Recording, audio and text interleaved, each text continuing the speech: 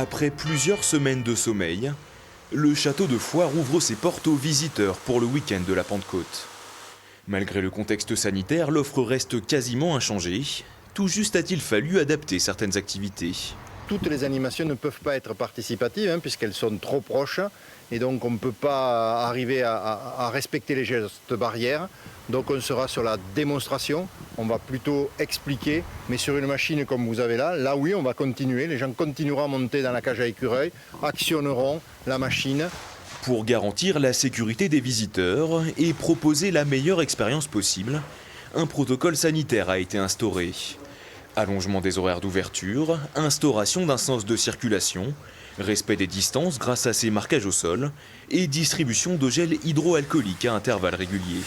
On a des plots pour que les gens puissent se désinfecter les mains avant de les utiliser et après aussi, de manière à ce que tous nos écrans peuvent continuer à être utilisés. Sinon, ça poserait des problèmes sur certains espaces qui sont très tactiles. Le château devra miser sur la clientèle de proximité, de l'Ariège, mais aussi du bassin toulousain. Ça nous paraît important pour être en soutien sur l'économie locale et en particulier les commerces de proximité. Le château de Foire et les autres sites, dont les grottes, sont des sites emblématiques de l'Ariège et vont venir soutenir cette activité. Cette réouverture est donc un signal positif envoyé aux acteurs de l'hôtellerie et de la restauration touchés de plein fouet par la crise sanitaire. Le château, locomotive touristique du département, attire jusqu'à 2000 visiteurs par jour en été.